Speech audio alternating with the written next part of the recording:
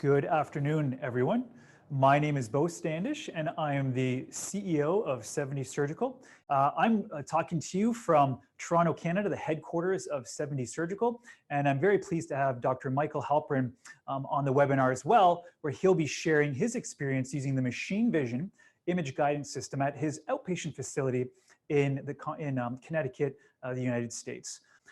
And with that, if we can have our IT team switch over to Dr. Halperin's presentation, and we will begin with the clinical, and I'll see everyone back here in a couple of minutes.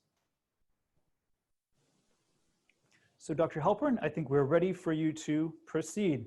And actually, just before Dr. Halperin starts to talk, Dr. Halperin is an orthopedic spine surgeon.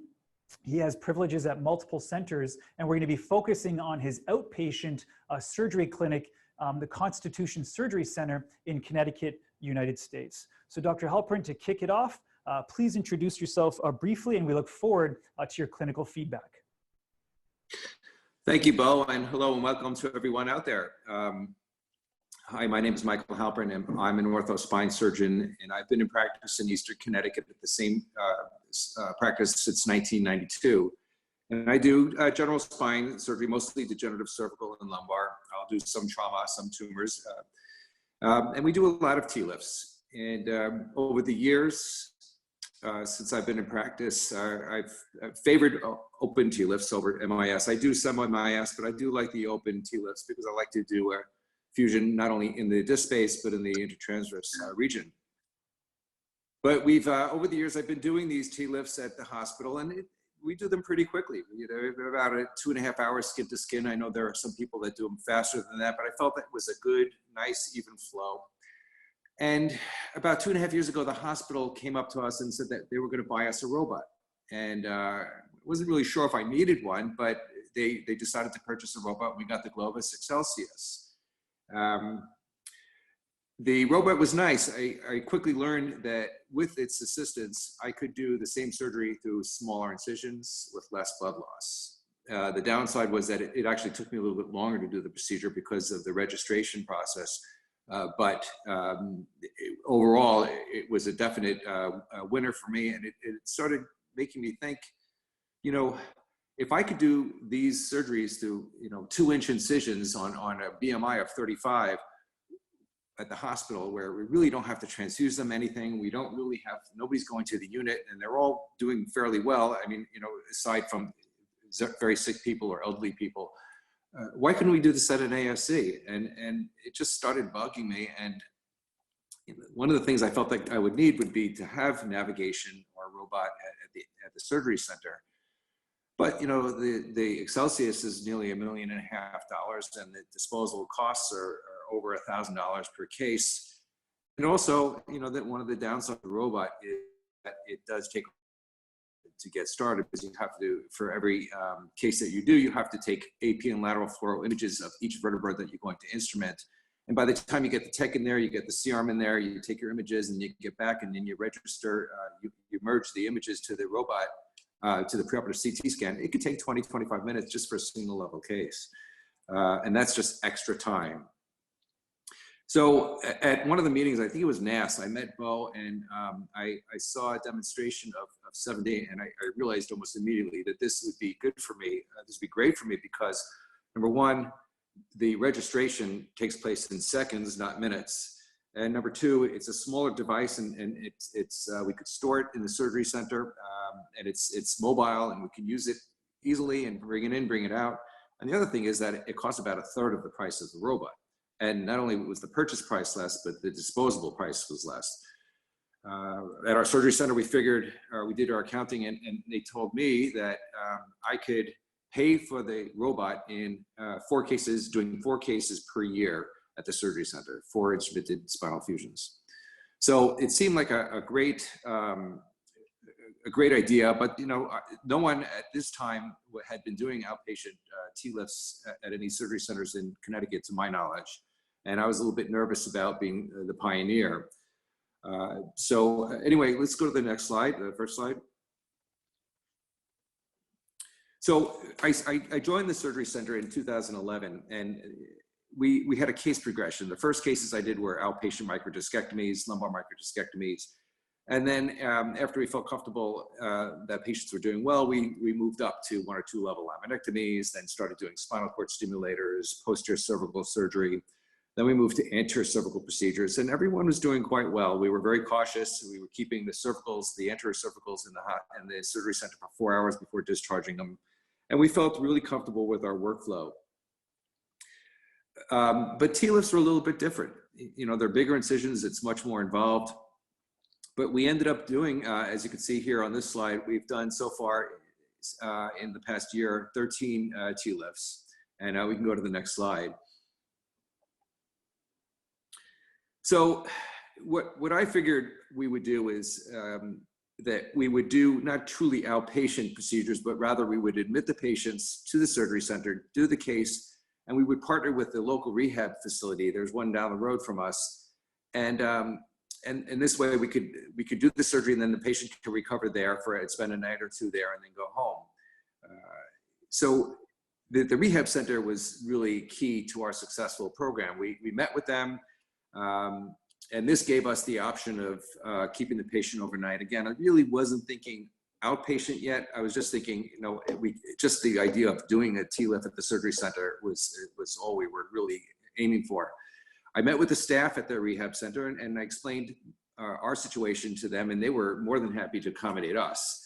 They provided us with a hospital ward-like service. They had nursing care, blood work. If you needed to give blood, you could. You give IV fluids and medications. They have physical therapy on board. So it was kind of like being in the hospital. Next slide.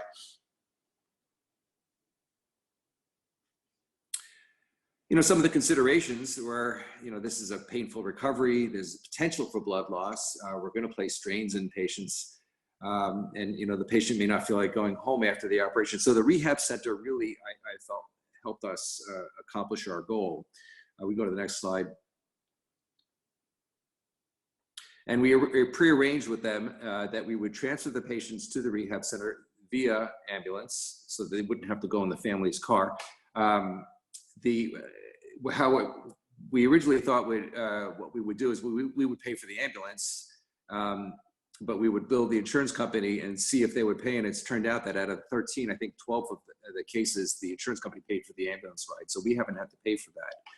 But we did negotiate a daily rate with the surgery center, with the rehab center, and our surgery center paid for that. So 1 or 2 night stay, it's not very much, and it allows us to do our surgeries, and the reimbursement is really huge for spine fusion at surgery center. So to pay $400 or $500 a night at a rehab center really was just you know, a drop in the bucket compared to what the reimbursement was. And interesting, you know, the interesting thing was that although we planned on having everyone stay at the rehab center for a night or 2, somewhere along the line, in the middle of all these, middle of our 13 cases, one of my patients said that they wanted to go home the day of surgery. You know, we're doing open surgeries, not doing MIS, true MIS, about 2-inch incisions, 2 to 3 inches. And I said, all right, if you feel up to it, and I trusted the patient, so we did the surgery. The patient went home that day, and he did fine. And since then, the last 6 cases that we did at our surgery center all went home the same day. 5 of them we did with the 7D. Those are the lumbar cases that you see above here, and one of them was just a posterior lateral mass fusion that I did without the 7D. We go to the next slide. And so for the outpatient patients, we would have them, if it was during the week, say I did a case on a Monday, they would come to our office the next day because I would put a drain in, we would take the drain out.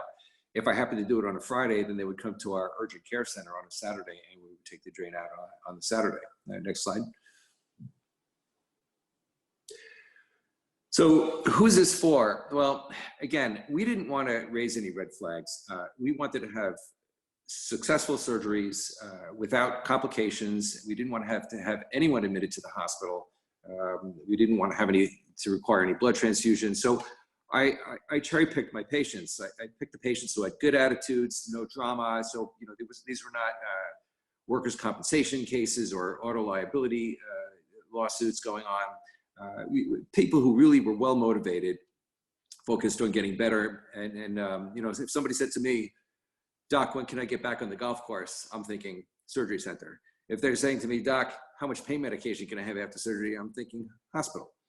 So anyway, and patients that told me, they started saying to me, listen, I'd like to go home the same day, because they knew we were doing this at a surgery center, and they were thinking, what am I going to stay at a rehab center for? So that's how we started morphing to outpatient surgery. Next slide.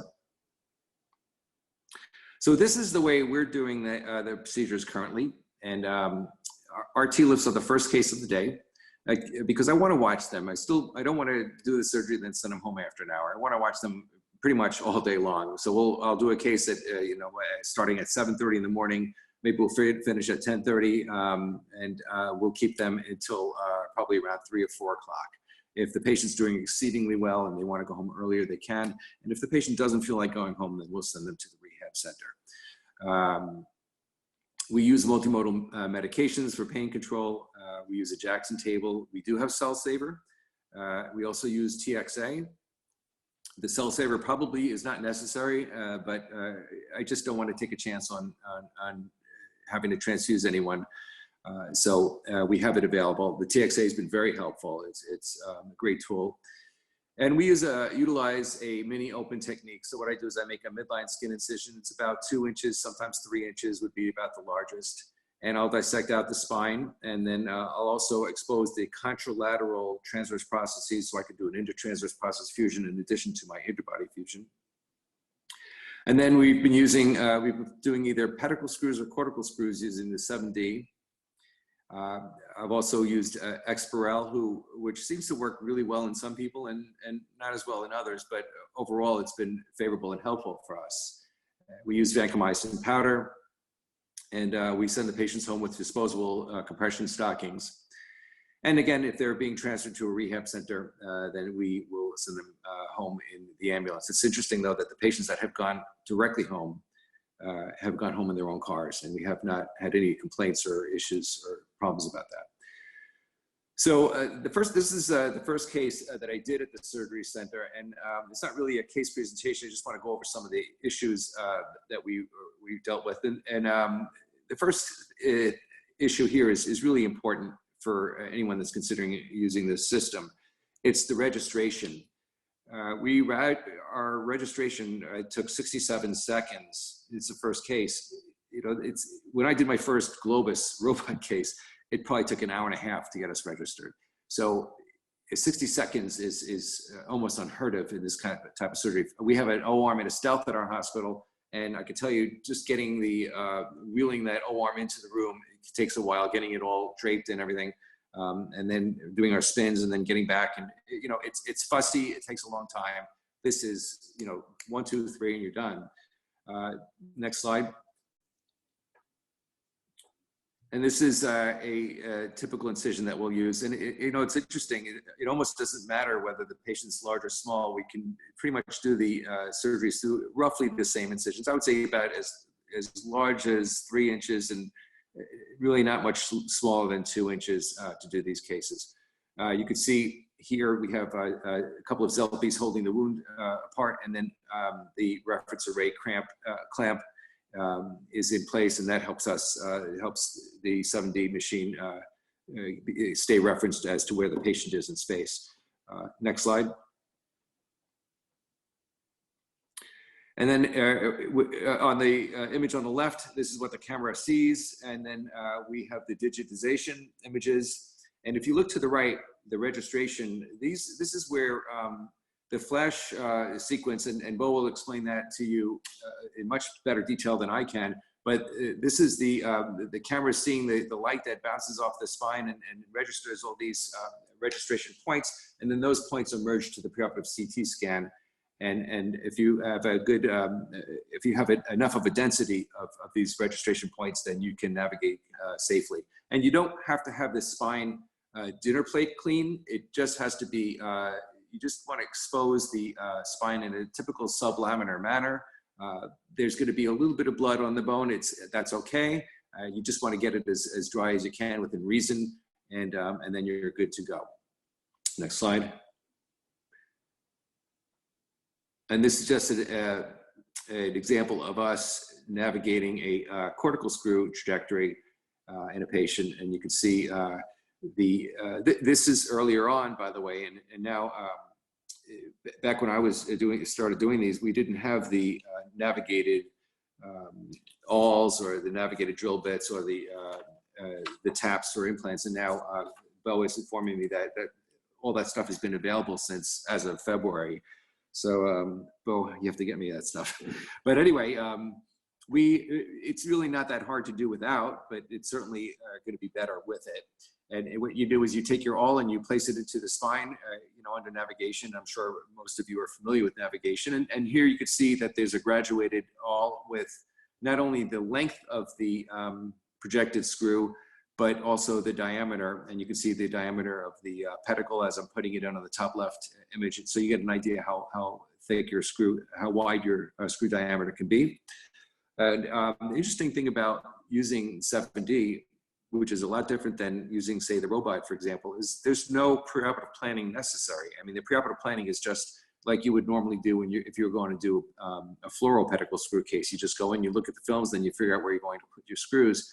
Once we use the 7D, you can see exactly where your instrument's going. So it's unlike with, for example, with the robot, the Globus robot, we have to go in and plan out each screw before the case so that the robot knows where we want it to go. And this one we're just doing live, basically, as we're placing our screws in.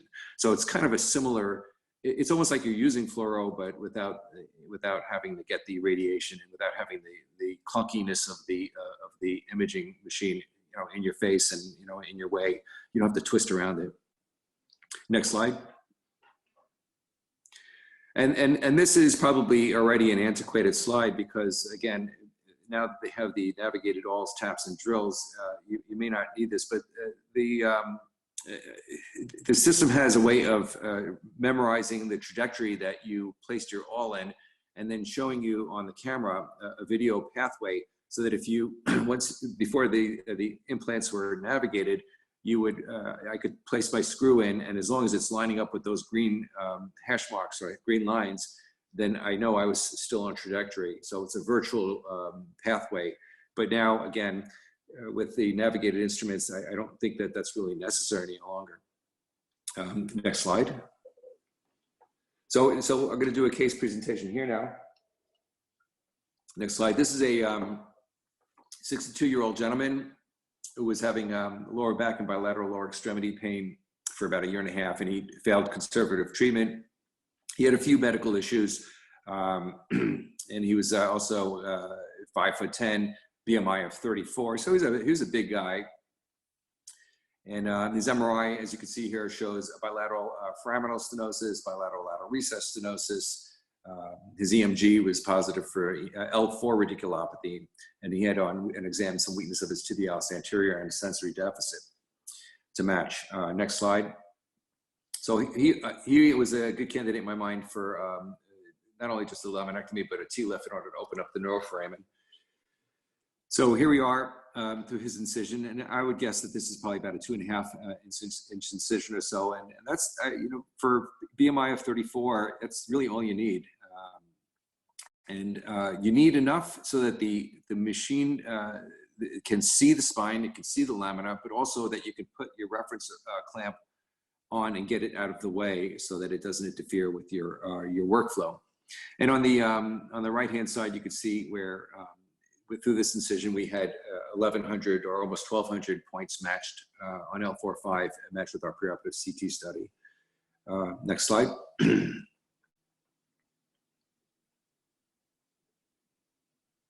Next slide. Thank you. This is just yes, that's right. So this is just a blow up of what we're seeing here. You can see that of those 1,200 colocalized points, you can see that it's mapped in a 3D manner, which again, Bo will show to you, but this matches the 3D anatomy that we see on the CAT scan. And once you get this type of a pattern, then you can start navigating, and then you can test out your navigation. And again, that's something that Bo will show you in his demonstration. Next slide. So here we are on this patient. We did a cortical screw TLIF at L4-5, and again, it's pretty simple. It's virtual image, but it's live feedback as you're turning that tap or pushing the tap in, you could see it go by millimeter. What I would do is, the way I was doing it was I would take a drill bit and just get a starting hole and then tap the all in at probably 1 millimeter increments and just watch it go exactly where I want. It's a very precise, controlled maneuver. And you can get those, the all and ultimately the screws to go pretty much exactly where you want them to go. Next slide. This is the patient post-op. We kept him in the surgery center for, he was the first case of the day, and then we sent him to the rehab center. So this is not an outpatient case. This is an ambulatory case that we did sent to the rehab center. He stayed one night overnight at the rehab center, and then we discharged him. We pulled his drain at the rehab center, and he followed up with us in 2 weeks, and he's done well.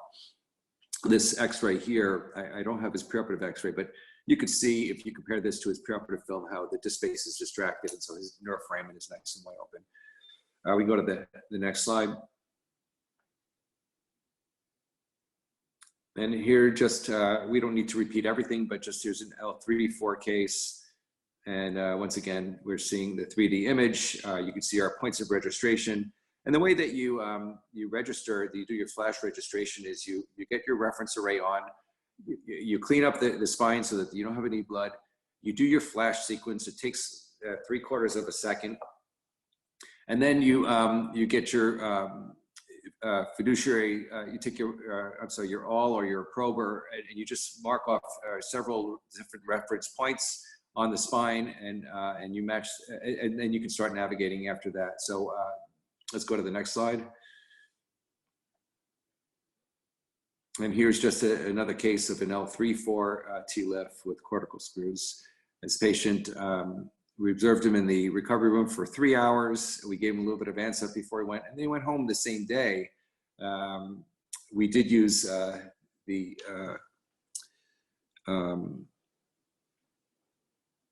Exparel. I couldn't think of the name. We used some Exparel on him, and it worked really nicely. He was feeling well, and followed up at our office the next day to have his drain removed, and we saw him 2 weeks post-operatively. And I'll say, in my experience with the Exparel, is that they do pretty well with this. Especially they say it can last for 48, sometimes even longer hours than that. In my experience, you get a good 24 hours, sometimes 48 hours of pain relief, and then the pain does start coming back. But patients seem to be doing well, and I didn't get too many complaints so far. Next slide. And this is just an example of a pedicle screw case that we did. We'll go back for 1 second, just so you can see. This is just a pedicle screw trajectory. Nothing all that interesting here, but you can do pedicle screw, cortical screw, or place a screw anywhere you want to, for that matter. Okay, and next slide. So the 7D has offered us offer our surgical center the ability to do cases that we were previously only doing at the hospital. And we are using a navigation system that's accurate to, I think, 1.2 millimeters. And the cost is very affordable. It costs less than our C-arm. It's about a third of the price of a robot. The disposables are less than $100. And I think that I don't know what Globus costs. I know that the Mazor is over $1,000. I think it's $1,500 or possibly more than that. And it offers quick, easy registration. And that's a really nice feature. Precise navigation and zero radiation exposure. There's absolutely no radiation at all with this system, except that I will take a localizing X-ray in the beginning just to make sure I'm operating at the right level. And that's just for me. That has nothing to do with placing my hardware. And then I'll take an image. I'll take an AP and lateral image when I'm done instrumenting, just to make sure that I've placed everything where I expected it to go. And in our experience, it's only 13 cases. We've only been doing it for a year. And again, we've been cherry picking. We haven't been doing this. We haven't opened the floodgates yet. But in our experience, we found that TLIFs can be successfully and safely performed in an outpatient ASC setting. Next slide.